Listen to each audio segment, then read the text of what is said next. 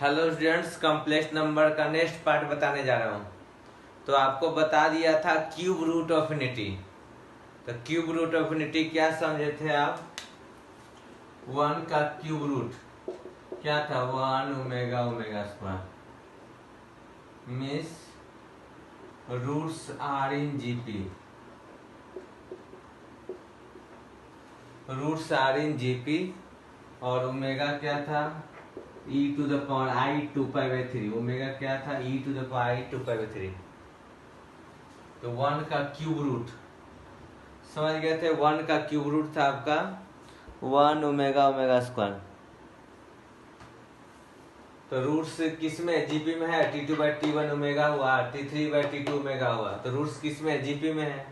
Omega क्या है? तो e to the power i cube root है तो 2π/3। समझ गए? उसी तरह वन का fourth root one alpha alpha square alpha cube. मतलब क्यूब रूट ऑफ यूनिटी को हम क्यूब रूट ऑफ यूनिटी को W मानते हैं। ओमेगा ओमेगा क्या था? Cube root of unity. मतलब यहाँ ओमेगा से एक्सप्रेस कर रहे हैं, बाकी में क्या एक्सप्रेस कर रहे हैं? अल्फा से। तो वन का फोर्थ रूट क्या होगा? One alpha alpha square alpha cube. और अल्फा क्या होगा? e to the power 2π/4। देखिए क्यूब रूट था तो डिवाइडेड बाय 3 था तो 2π/3 हुआ। फोर्थ रूट हुआ तो अल्फा क्या हुआ? i 2π/4 हुआ। इन जनरल अगर nth रूट होगा तो nth रूट क्या होगा? तो one alpha alpha square alpha to the power n minus 1। nth root क्या होगा? One alpha alpha square alpha to the power n minus 1। और अगर अल्फा क्या होगा जी? e to the power i 2π/n। समझे जी? क्यूब रूट क्या होगा? तो one omega omega square. Omega क्या होगा? e to the power i 2π/3। और फोर्थ रूट क्या होगा? One alpha alpha square alpha cube alpha e to the power i 2π/4। Fourth root है तो डिवाइडेड बाय 4 हुआ। और nth रूट अब जनरल बता रहे हैं तो one alpha alpha square alpha to the power n minus 1 alpha e to the power 2π/n। तो यहाँ देखिए nth रूट में nth रूट मतलब क्या हुआ? x to power n equal to 1 का ये रूट है सब। तो यहाँ अल्फा इसका रूट है तो alpha to the power n क्या होगा? 1। और आप क्वार्टिक भी जानते होंगे या पोलिनोमियल पढ़े थे। तो यहाँ सम ऑफ रूट क्या होगा? पोलिनोमियल पढ़े हैं तो सम ऑफ रूट क्या होगा? 1 अल्फा क्या होगा? 0 होगा। अगर पोलिनोमियल पढ़े हैं तो समेशन क्या होता था? रूट का 0। यहाँ भी सब का समेशन क्या होगा जी? Alpha alpha square alpha cube क्या हो जाएगा? 0। और अल्फा टू द पावर 4 क्या होगा? 1। यहाँ तो जानवे करते हो ओमेगा क्यूब 1 सब का समेशन 0। और भी कुछ देखते हैं इसका, और भी इसके बारे में पढ़ते हैं। तो सब का मॉडुलस 1 था तो सब एक सर्किल पर लाई करता था जिसका रेडियस 1। मॉडुलस 1 का मतलब ओरिजिन से डिस्टेंस 1, ये भी बताया जाएगा।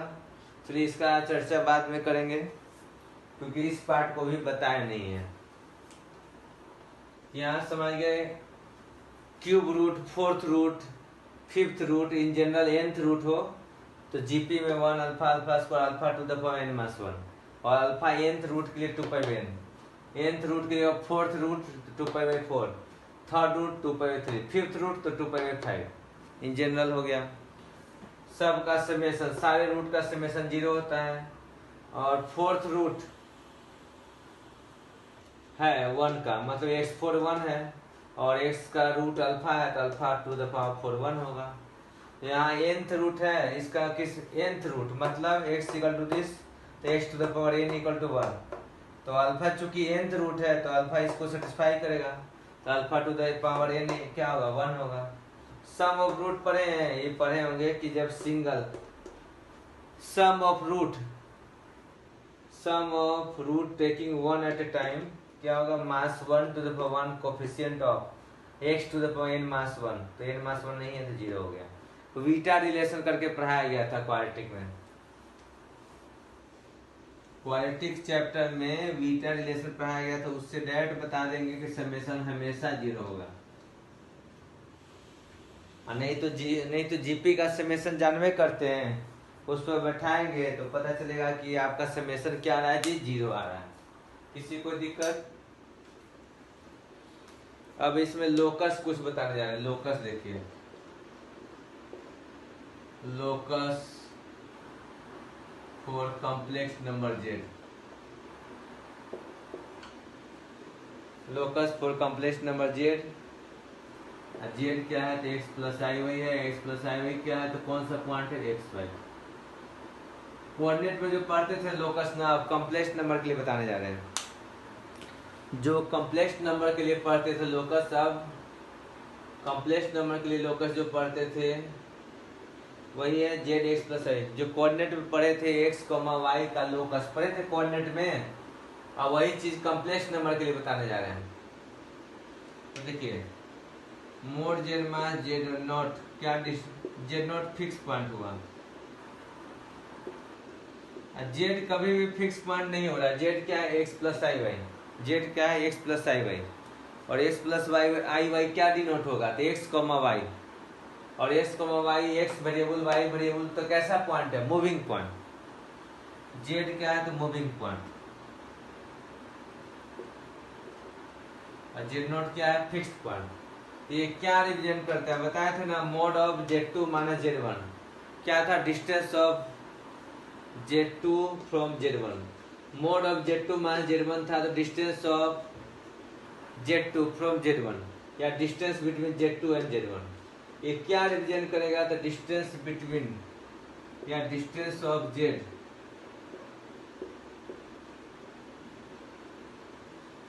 समझे जी। जेड नॉट फिक्स है, जेड मूविंग पॉइंट है, तो ये क्या रिप्रेजेंट करेगा, distance of Z from Z not.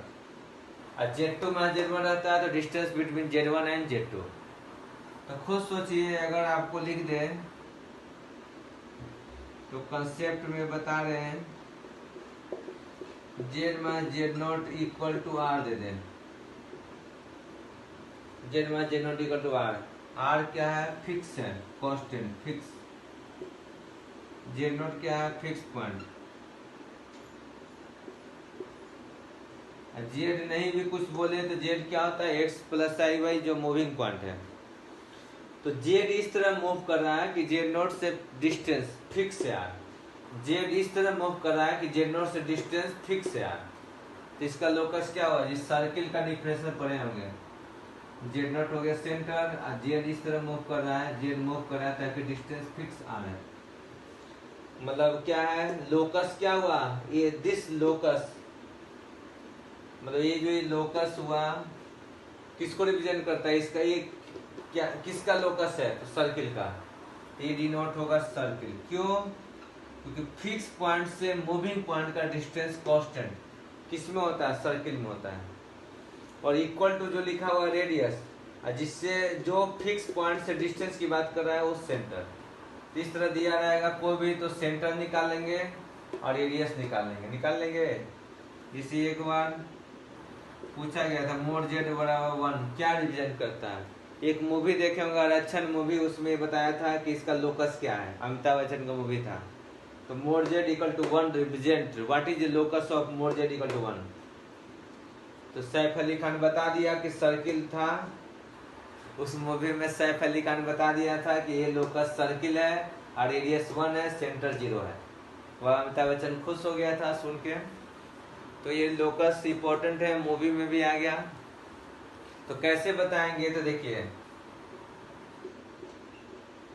0 1, mod Z minus 0 equal to 1 हुआ, तो इसमें ऑरिजिन से जेड का डिस्टेंस, ऑरिजिन से मूविंग पॉइंट जेड का डिस्टेंस क्या है, 1 है। तो मोड जेड 1 है तो कंपेयर इससे कर लीजिए। तो जेड माइनस 0 ये 1 हुआ, तो सेंटर क्या होगा इसका, बोलिए सेंटर क्या होगा जी। तो जेड नॉट की जगह पर ऑरिजिन है, ऑरिजिन सेंटर क्या हुआ, ऑरिजिन 0 मतलब कॉम्प्लेक्स नंबर 0 मतलब सेंटर क्या हुआ 0 0, और रेडियस क्या है 1 है। तो what locus represented? The locus represented by it is circle whose center is complex number 0 means 0 complex number का मतलब क्या हुआ जी? 0 कॉम्प्लेक्स नंबर 0 है, अगर z नॉट 0 है तो 0 प्लस आई 0, तो पॉइंट क्या हुआ? 0,0 मीन्स सेंटर क्या हुआ? 0,0 और जो डिस्टेंस इक्वल टू जो लिखते थे वो क्या था? रेडियस। तो रेडियस क्या हो गया? 1 हो गया। तो सर्किल का लोकस समझ गए, सेंटर क्या हुआ? z not, radius r।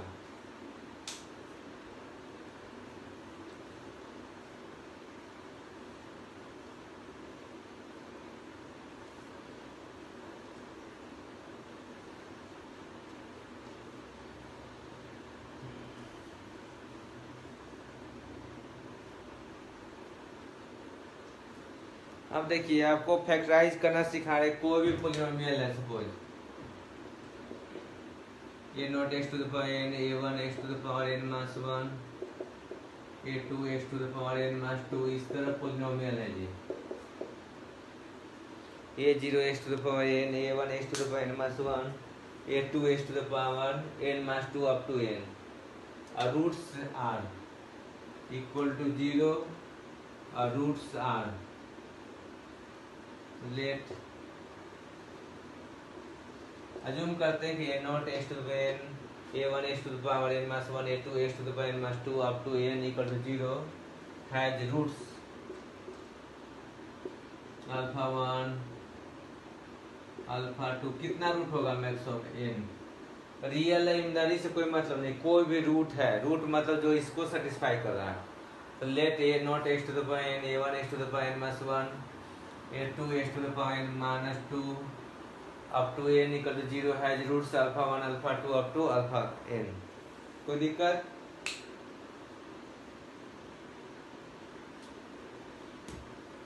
तो यहाँ एक कंसेप्ट है कि अगर ऐसा हो तो a nought x to the power n, a1 x to the power n minus 1, a2 x to the power n minus 2, इस तरह n वो फैक्टराइज हम लोग कर सकते हैं।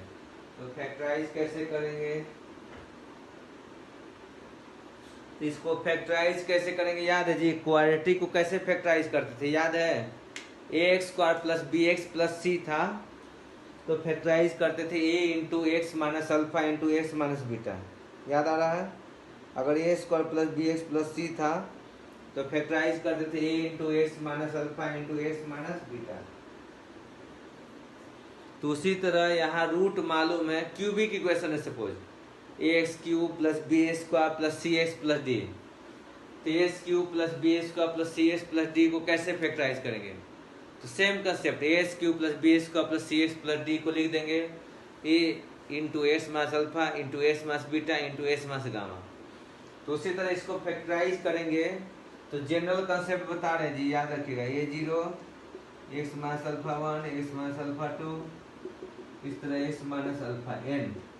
तो बहुत इंपॉर्टेंट कंसेप्ट है। जनरलाइज कोई भी पोलिनोमियल हो, कोई भी पोलिनोमियल हो तो उसको इस तरह फैक्टराइज करते हैं।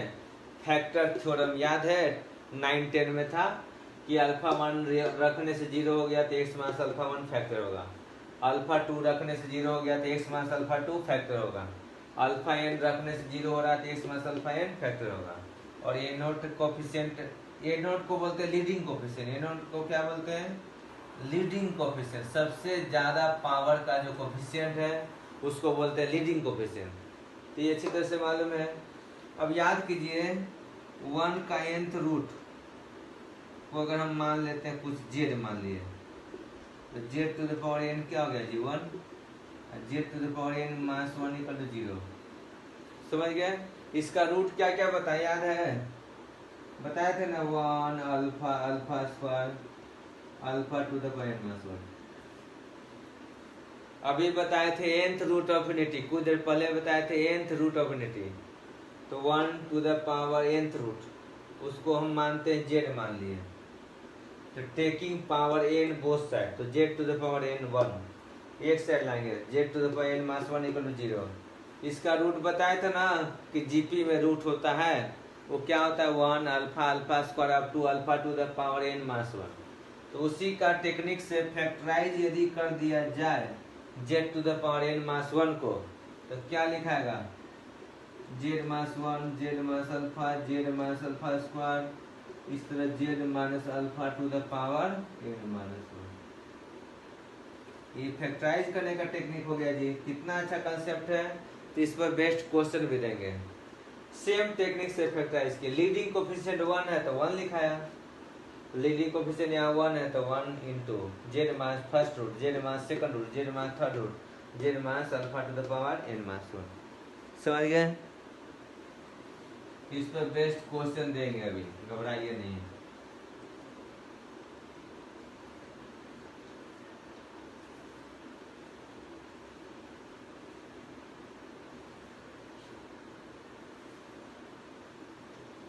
इस पर बेस्ट क्वेश्चन देने जा रहे हैं। तो देखिए क्या है जी, कह रहा है क्वेश्चन 1 Z1 Z2 इस तरह है, जेड एन मास 1 आर, इन नेम है 1 Z1 Z2 जेड एन मास 1। इसके पहले नेम था 1 alpha alpha square alpha to the power n मास 1। और अल्फा ये क्या रिलेशन देखा गया कि सब जीपी में था। तो यहाँ नेम क्वेश्चन ही दे दिया है कि 1 Z1 Z2, 1 तो रहता ही था, याद कीजिए फिक्स था 1। तो 1 Z1 Z2 z N mass 1 are nth root of unity, question में are nth root of unity, समझ गए, nth रूट ऑफ यूनिटी है। Then the value of, then the value of 1/3 minus Z1, 1 + 3 minus Z2 plus 1/3 माइनस ZN minus 1 is इतना क्या होगा। इसके बाद ऑप्शन है, तो ऑप्शन तो कुछ भी बना सकते हैं, 4 ऑप्शन है, एक आंसर होगा। इसको बनाते हैं जी, कैसे बनाएंगे समझिए। अच्छा, जो लिखे थे ना अभी, z to the power n mass 1 equal to z minus 1 z minus alpha square up to z minus alpha to the power n मास 1, ये क्या था, आइडेंटिटी था। आइडेंटिटी मतलब जेड कुछ भी रखे तो ट्रू होगा। चाहे ये जो बता रहे थे बेसिक क्वाड्रेटिक के लिए क्या बता रहे थे, x square plus b x plus c, a square plus b x plus c को अगर हम लिखते हैं a into x minus alpha into x minus beta, तो क्या आइडेंटिटी है। दोनों साइड एक्स का वैल्यू 1 2 3 4 कुछ भी रखते हैं, दोनों साइड एक्स का वैल्यू कुछ भी रखते हैं तो ट्रू होगा, क्योंकि वो क्या था जो फैक्टराइज किए थे a square plus b x plus c, a into x minus first root alpha into x minus second root beta, वो क्या था, आइडेंटिटी। उसी तरह nth रूट ऑफ यूनिटी को अभी फैक्टराइज जो किए थे वो क्या था, आइडेंटिटी था। तो देखिए, तो यहाँ Z to power n equal to 1 का क्या क्या रूट है जी, तो 1 है, Z1 है, Z2 है, जेड एन माइनस 1 है। इसको एक साइड लाएंगे, इसी का रूट ये सब है। तो जब रूट मालूम है किसी भी पोलिनोमियल का तो फैक्टराइज कर सकते हैं। तो फैक्टराइज कर रहे हैं।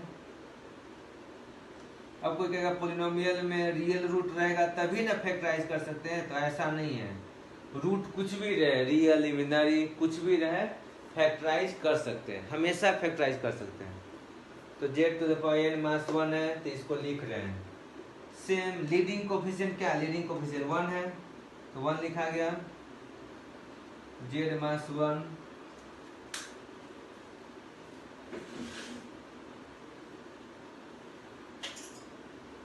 तो Z minus 1 Z minus Z1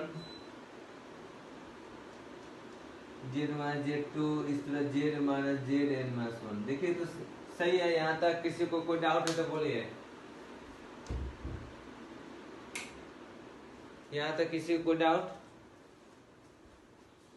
तो Z to the power N minus 1 को लिख दिए 1 Z minus 1 Z minus Z1। ये 1 क्यों लिखे, क्योंकि 1 रूट बोला था, फिर दूसरा रूट Z1 फिर Z2 up to Z minus ZN minus 1।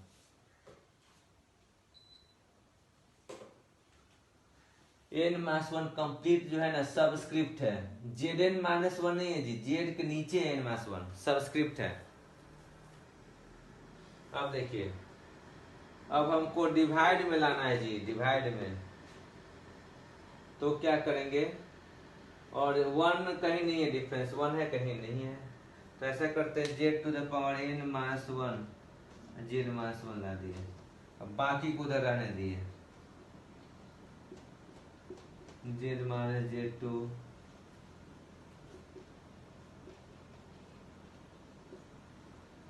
यहाँ तक कोई डाउट है तो बोल दीजिए।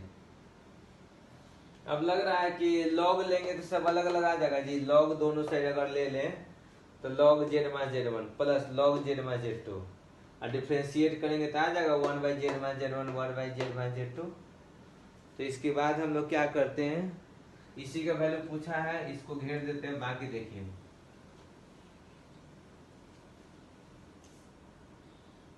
ये आपको वैल्यू चाहिए, चलिए इसको घेर दिया, बाकी सब देखते हैं, यही वैल्यू आपको चाहिए। तो देखिए दोनों साइड लॉग ले रहे हैं, टेकिंग लॉग बोथ साइड, तो टेकिंग लॉग बोथ साइड जब लेंगे, taking log both side, when you take log both side, तो जब लॉग बोथ साइड लेंगे तो क्या होगा जी, लॉग एम बाई एन है, log M by N, log N minus one minus log क्या होगा, Z minus one, log M by N है तो log M minus log N, यहाँ क्या आएगा, Z minus Z one log Z minus Z two, इस तरह log, ये हो गया, कोई दिक्कत।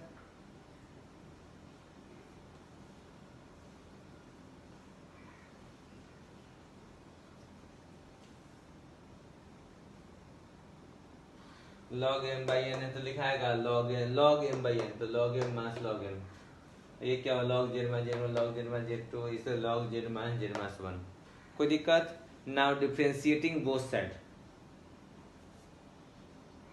Now differentiating both side with respect to z, now differentiating both side with respect to z,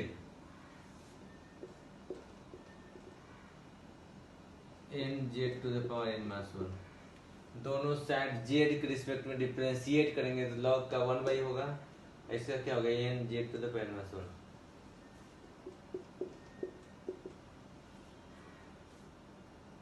ये हो गया। और यहाँ क्या है जी, z के रिस्पेक्ट में तो log का होता है ना वन बाई, अभी इसका फिर वन हो जाएगा, one Z minus Z two हो गया, फिर इस तरह अगर कंटिन्यू डिफरेंशिएट करेंगे तो one by Z minus Z N minus one होगा, putting z equal to three, putting अब जेड का वैल्यू क्या रख रहे हैं, थ्री रखने जा रहे हैं, तो जेड का वैल्यू थ्री रखेंगे तो क्या आ जाएगा जी, आरएचएस देखिए, one by three minus Z one, one by three minus Z two, इस तरह रखेंगे तो one by three minus Z N minus one. अब जेड का वैल्यू क्या रख दिए, दोनों साइड थ्री रख रहे, थ्री रख दिए, तो जो दोनों साइड जब जेड का वैल्यू थ्री रखेंगे तो इधर आ गया जो लाना था, three minus Z one, three minus Z two, और one by three minus Z N minus one, और इधर के कॉरस्पॉन्डिंग जो आएगा वो आंसर आएगा। तो जेड थ्री रखते हैं तो क्या है, N three to the power N minus one, N three to the power N minus one, और फिर क्या हुआ, three to the power N minus one आएगा जी, थ्री रखिए दोनों साइड, तो N three to the power N minus one, three to the power N minus one, और ये क्या होगा, माइनस था, तो यही ऑप्शन में जो था वो सही था, समझ में आया।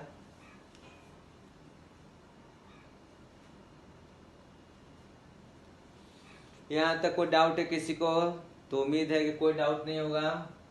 ये तो बता ही थे, फैक्टराइज करना, दोनों साइड लॉग लिए, उसके बाद डिफ्रेंशिएट किए, और उसके बाद जेड का वैल्यू थ्री रख दिए, तो इधर आरएचएस वही आया जो पूछा गया था, और एलएचएस वही आएगा जो आंसर है।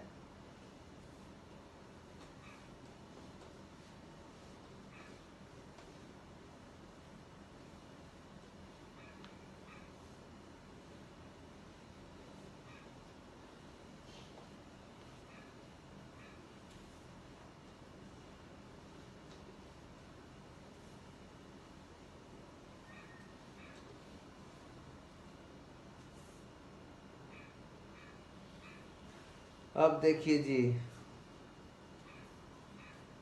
अब सर्किल का दूसरा फॉर्म में क्वेश्चन बता रहे, जैसे mode Z1 equal to are था ना, Z0 equal to R, squaring both side, equation of circle in different form. दूसरे फॉर्म में सर्किल का इक्वेशन बताने जा रहे हैं इन कॉम्प्लेक्स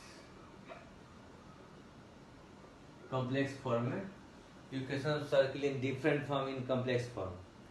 अभी इक्वेशन ऑफ सर्किल जो बता रहे हैं कॉम्प्लेक्स फॉर्म में बता रहे हैं, और कोऑर्डिनेट में तो आप लोग जानते ही हैं सर्किल का इक्वेशन, तो कॉम्प्लेक्स फॉर्म में बताने जा रहे हैं। ये तो सिंपल बताया था ना जी,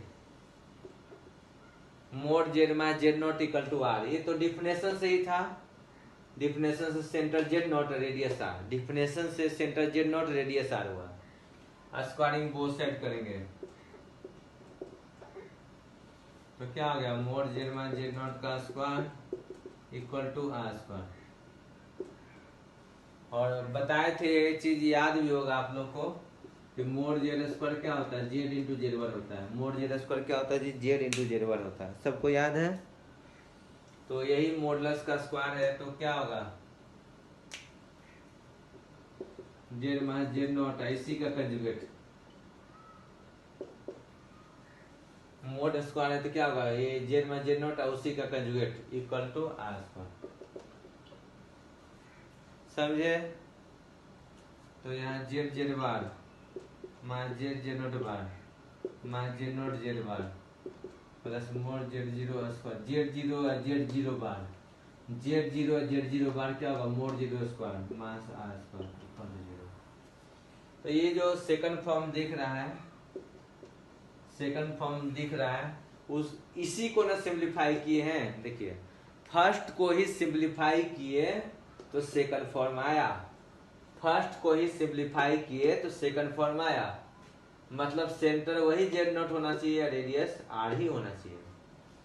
अब देखिए इस तरह लिख के नहीं देगा कि तुरंत कंपेयर कर ले, लिख कैसे देता है, Z बार फिर A bar Z plus B, ये कोई रियल नंबर है तो बी लिख दिए, ये कोई रियल नंबर है तो बी लिख दिए, और A बार और A बार, देखिए यहाँ A बार, Z का वैल्यू तो नहीं ना मालूम रहता, Z तो मूविंग पॉइंट है, Z क्या है तो x प्लस आई वाई है, ये तो मूविंग पॉइंट है, तो Z का वैल्यू मालूम नहीं है, बाकी सब मालूम रहता है। तो Z के टर्म में लिख रहे हैं तो A बार और ये है फिर इसी का कंजुगेट है जी, देखिए A बार Z, A बार। तो यहाँ क्या है, कॉम्प्लेक्स नंबर का फॉर्म समझ में आ गया, Z bar A bar Z plus B equal 0। तो इसमें सेंटर तो पहले ही से क्लियर है कि सेंटर क्या Z0 है, रेडियस R है, सेंटर क्या है, Z0 है, रेडियस R है, क्लियर।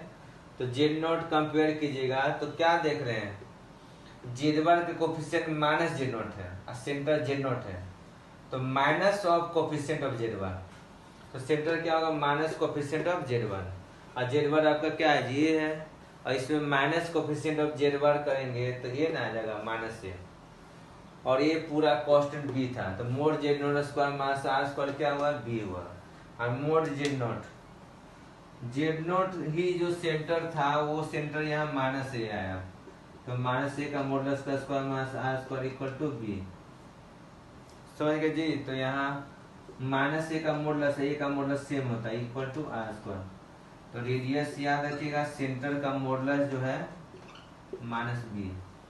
तो यहाँ दो चीज और भी याद करना है, तो ये फॉर्म में तो कुछ याद नहीं करना, ये फॉर्म में तो देखेंगे तो समझ जाएंगे सेंटर Z0 है, रेडियस आर है, और ये फॉर्म में Z बार कोफिशिएंट यहाँ 1 होना चाहिए, मतलब कोफिशिएंट ऑफ Z बार 1 होना चाहिए जी।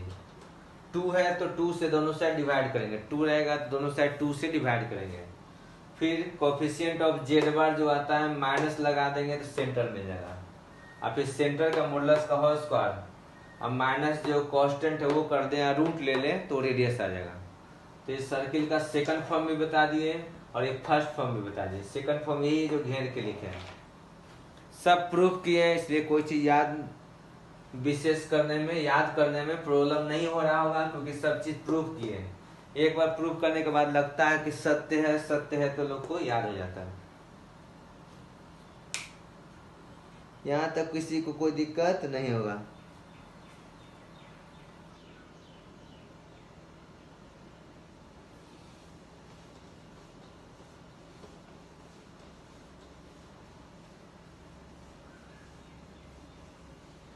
अब देखते हैं इसका और भी।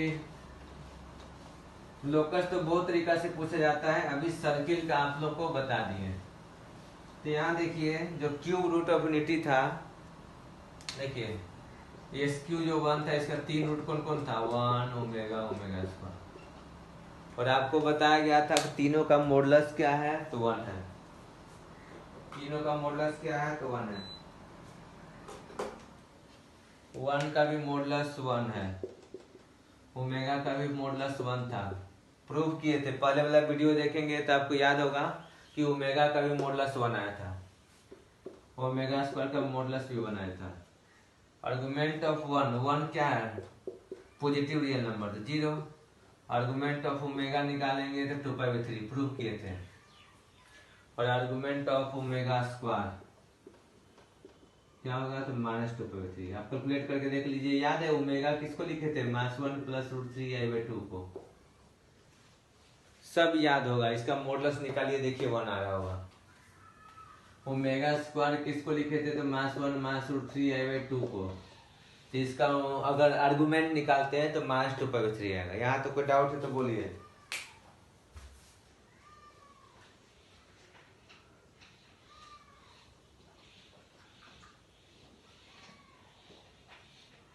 तो यहाँ तक कोई दिक्कत नहीं है। सबका मॉडुलस 1 है, इसका मतलब सबका मॉडुलस 1 है, मीन्स तो mod z = 1 का रूट हुआ 1 ओमेगा ओमेगा स्क्वायर। मतलब तीनों जो है सेटिस्फाई कर रहा है mod z = 1 को। अब mod z = 1 का लोकस अभी क्या बताया जी, याद है?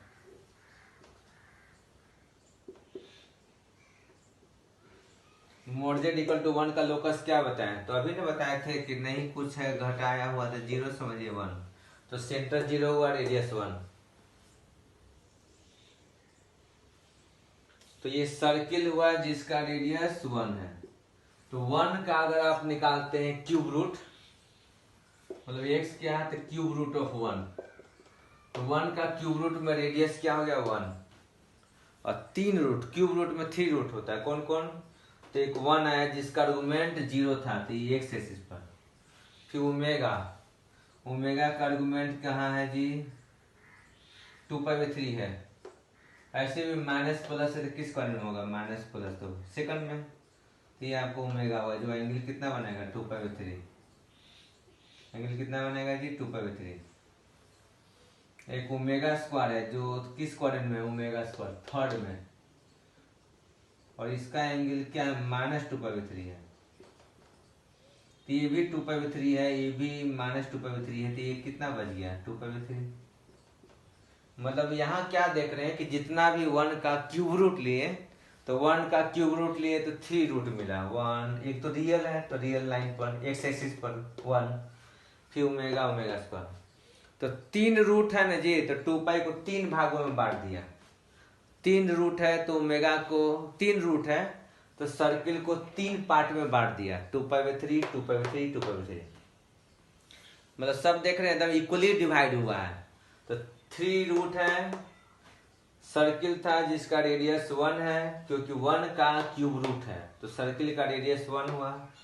और 3 रूट है तो टोटल एंगल 2π जो सेंटर पर बन रहा है उसको 3 पार्ट में डिवाइड किया है, 2π/3 2π/3 2π/3। सिमिलरली 1 का यदि 4th रूट हो तो एक तो रियल होगा 1, अब बाकी 3 रूट और होगा, तो alpha alpha square alpha cube.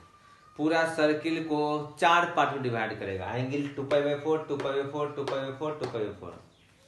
5th root होगा 1 का, तो रेडियस 1 होगा, सर्किल होगा, सेंटर क्या होगा, सबका ओरिजिन होगा।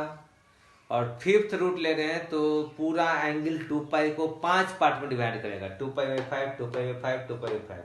यानी कंसेक्यूटिव रूट्स लेते हैं तो उसके बीच एंगल फिफ्थ रूट में क्या होगा 2π/5। कंसेक्यूटिव रूट्स लेते हैं तो क्यूब रूट ऑफ यूनिटी में कंसेक्यूटिव रूट के बीच एंगल कितना होगा तो 2π/3।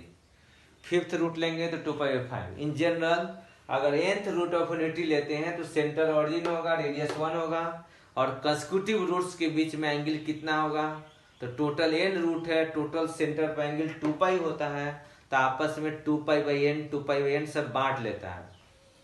तो nth रूट ऑफ यूनिटी का सबको लोकेट करेंगे, nth रूट ऑफ यूनिटी को लोकेट करते हैं तो सर्किल पर लाई करेगा जिसका सेंटर 0 ऑरिजिन और रेडियस 1 और 1 alpha, alpha square, alpha cube, finally alpha to the power n minus 1। कोई भी कंसेक्यूटिव रूट लेते हैं तो उसके बीच एंगल कितना होगा तो 2π/n होगा। तो ये कंसेप्ट समझा दिए लोकस ऑफ सर्किल के द्वारा, समझ गए।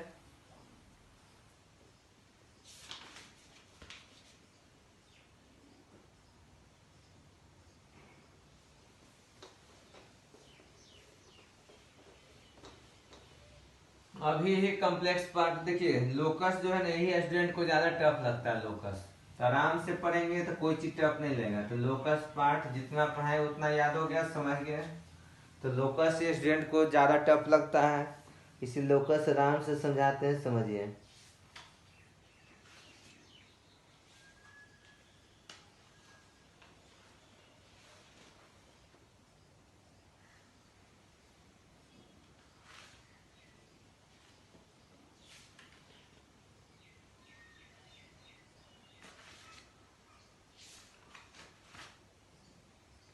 इसमें अभी बहुत सारा टाइप आने वाला है। अभी कॉम्प्लेक्स नंबर इतना छोटा टॉपिक नहीं है, बहुत सा चीज आएगा।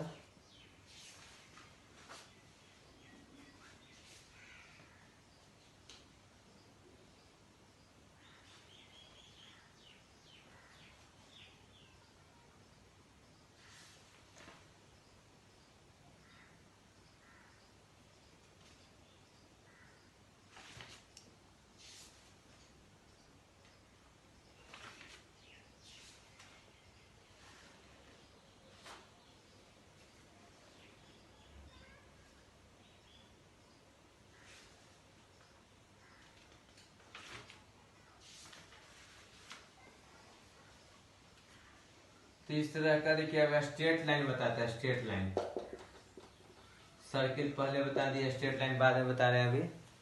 तो स्ट्रेट लाइन आप लोग देखिए,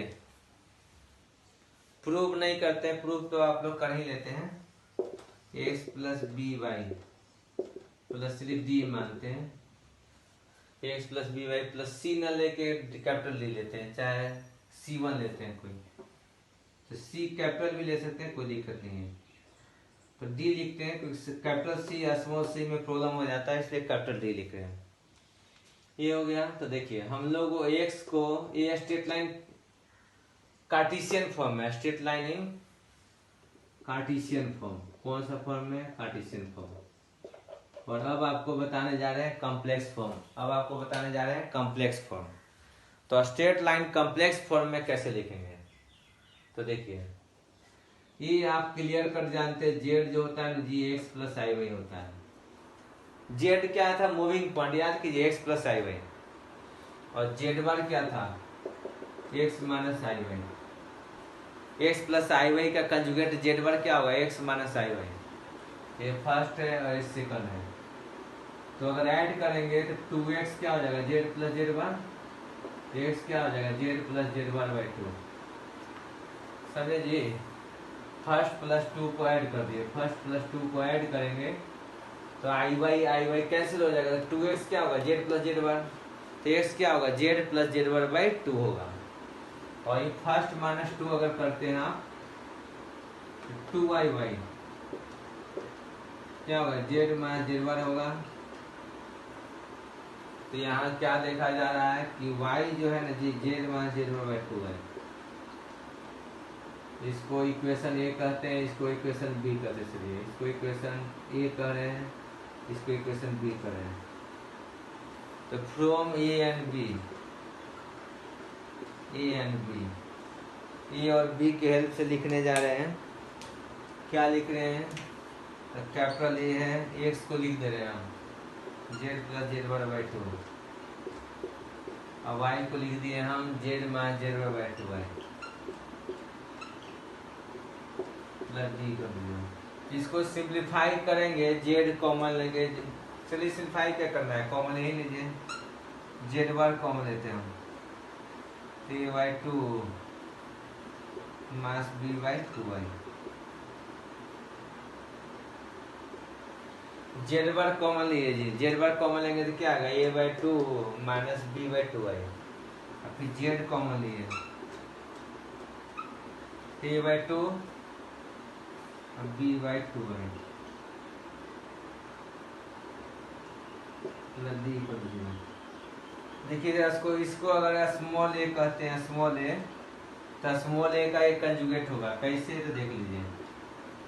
ए का कंजुगेट, ये रियल नंबर है, capital A capital B capital D, क्या है रियल नंबर। स्ट्रेट लाइन में जो कोफिशिएंट होता है वो क्या होता है, रियल नंबर होता है।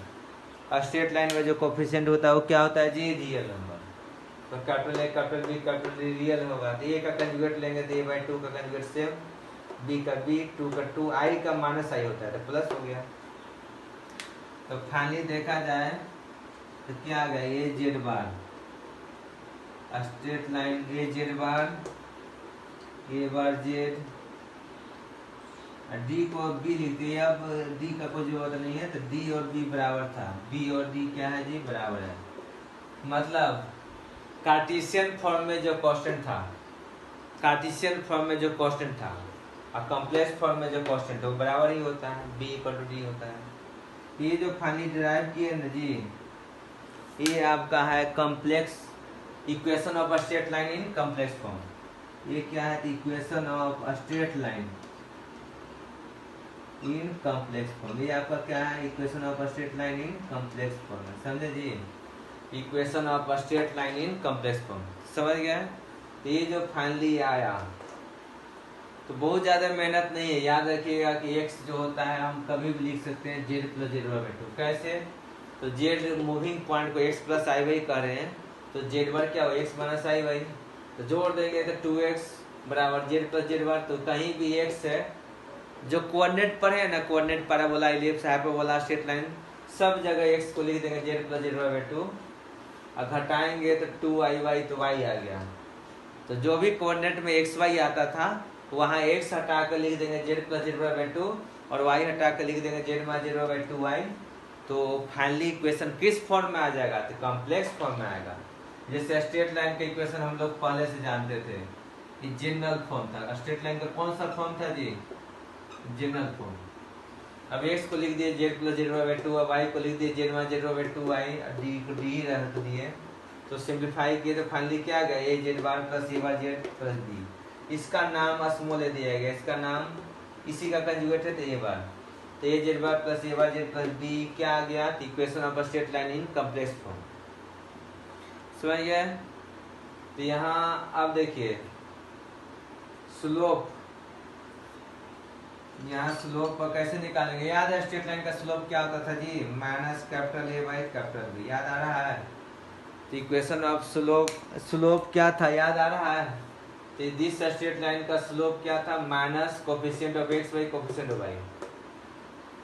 और यहाँ देखिएगा स्मॉल ए किसको कह रहे हैं, तो ए by two minus b by two y, और ए बार किसको कह रहे हैं,